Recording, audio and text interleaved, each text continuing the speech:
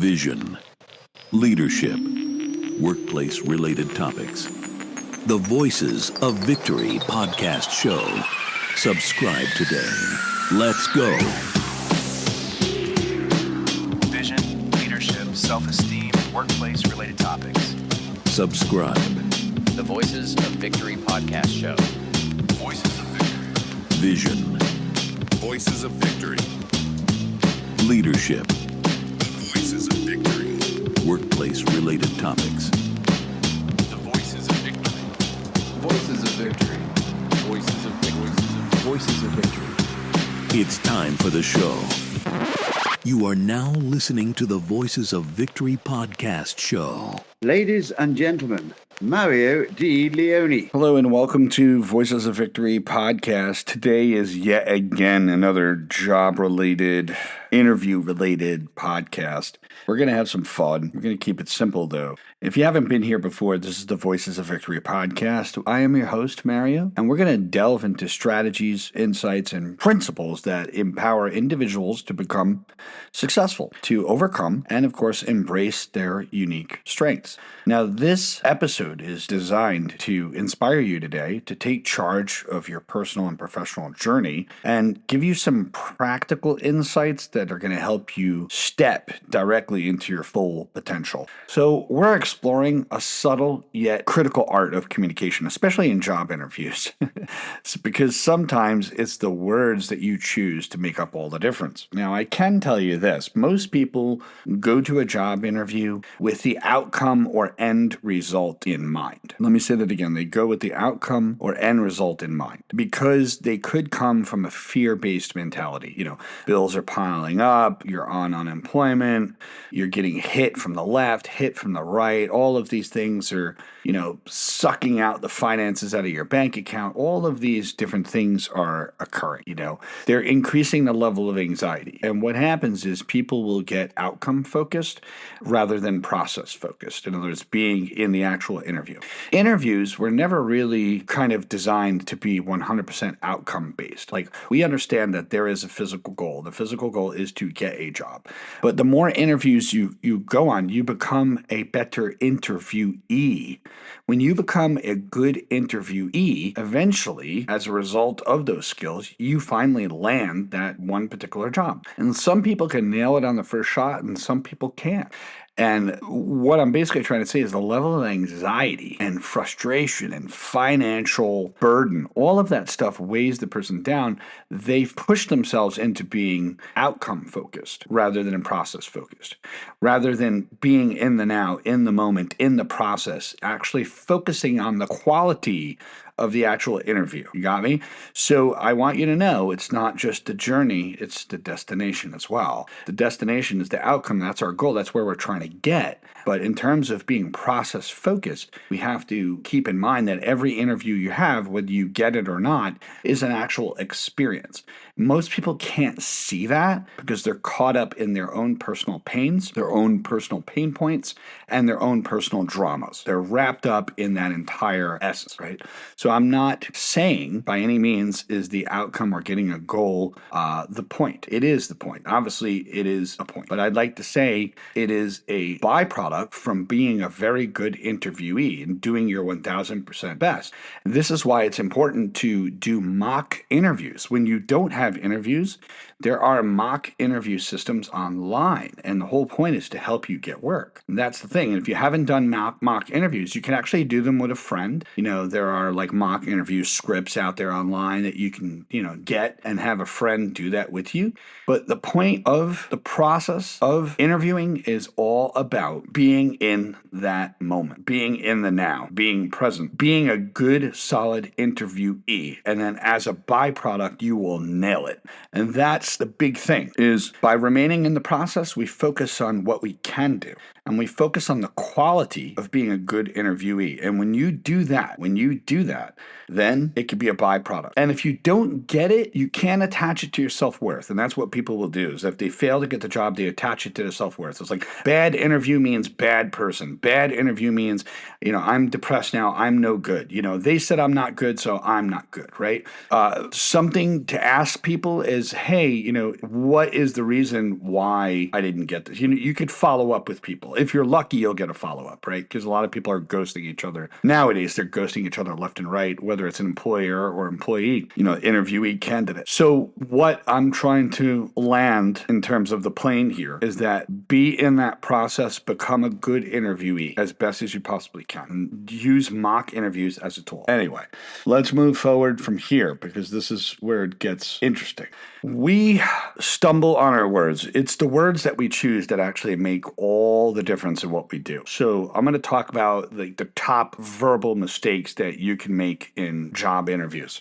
And the first one is actually using informal language. So interviews are professional. They're professional settings. It's not casual. You're not with your grandma. You're not with your friends. It's an overly familiar tone can come across as unprofessional and reduce your credibility. So that's what I want to bring out is that it's important for you to remain professional with your speech, with your language. A poor phrase example would be like, oh, I'm sure you guys know how tough the job market is right now. It's been one heck of a climb for me this past year. It's like, all right, did we really have to go there?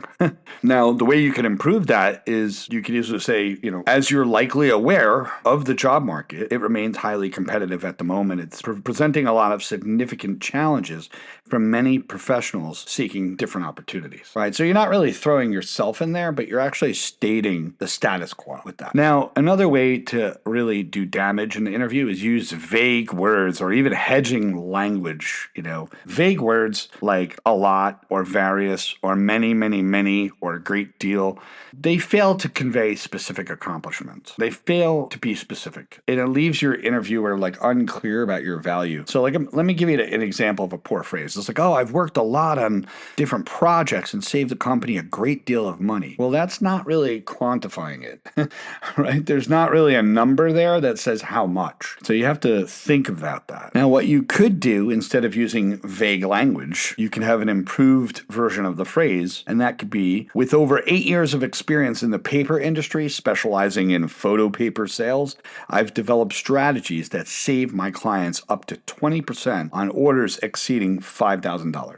You can see it's quite specific. It's very specific. Now, another way that it could be problematic is misusing of pronouns. Believe it or not, misplacing we and I and you in your responses, it could create confusion. It can obscure your contributions, put it that way. So an example of a poor phrase is like, we were behind on the project, but we decided to stay late and meet the deadline, and we all pulled it together and made it work somehow, right? Now, that is, you can see how that sounds with the we. Now, the improved phrase is, I collaborated with a team of designers to bring a delayed project back on track. While each team member focused on their responsibilities, we coordinated effectively and delivered it all on time. So you can see you kind of moving from the team mentality to the I mentality. Now, you can speak on teamwork. There are moments to speak on teamwork, but there really are moments you should speak about yourself. All right. That's the point I'm trying to make here.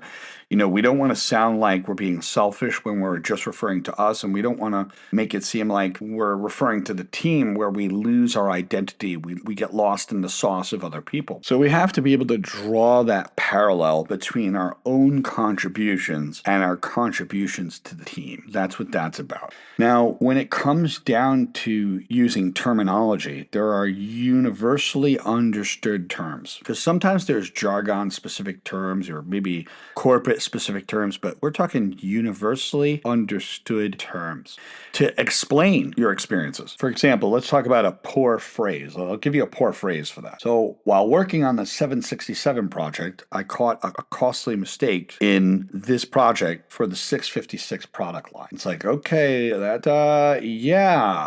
don't know what you mean there. Like, you see, it's really, really out there. So an improved phrase would be, while working on a critical marketing project, I identified a key software error that could have cost the company millions. And what this did was showcase my attention to detail. And see, a little bit more clarity in the speech, right? Having that clarity.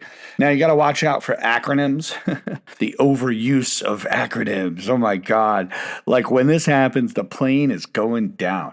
Okay. Now, don't get nervous. It's not so bad. When you're overusing the acronyms, they can create a lot of confusion for people that are unfamiliar with them. Like instead of saying SOPs, it might be a good idea to say, standard operating procedure. So an example of a poor phrase would be like, I was an SAR supporting 3-line reps in the SWSC region.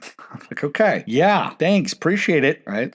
So the improved phrase would be, my role as a sales associate involves supporting the sales division and helping those representatives reach the southwestern region. And you could even go as far as saying southwestern region of South Carolina. You could even throw that in there. Now, another problem that we run into is describing skills with weak words, like pretty good, kind of. They dilute the impact of your qualifications, right? It makes your skills sound uncertain, unshaped, or underdeveloped. Got it? So it's like saying, I'm pretty good with computers most of the time, at least, right? It's like I kind of learned programs on my own. Now, there's an improved version of that is I have a strong proficiency in Unix software. So you see there's a lot of confidence there. There's a lot of confidence in that term. So in situations where you need to learn new programs, you've got to say, I've learned this. I'm competent in this area. I've successfully taught myself within 2 weeks Unix software, and this demonstrates my ability to adapt quickly to the changing circumstances of my role. You see the big difference? Now, another problem we run into is giving short, incomplete answers, brief, under-detailed responses, and it makes it hard for interviewers to gauge your expertise or even suitability in the role. So an example of a really poor phrase would be like, yes, I have experience in that area, and now they're going to be like, and, right? The improved phrase is, I have over a decade of experience in biotech testing. My colleagues, they cite my precision, and I hold the record for the lowest error rate in handling that testing equipment. So you see, it's more specific, concise. I'm going to practice that conciseness. Direct. It's good to be direct. Now, in terms of talking too much, we've talked about oversharing on the last episode with this. So talking too much without focus, over-explaining. What it can do is confuse your interviewer and dilute the impact of your message. Conciseness is key. The poor phrase of this is, my last company developed software for tracking firearms violators. And this massive project probably involved collaborating with law enforcement, and it had huge stakes for the company, right?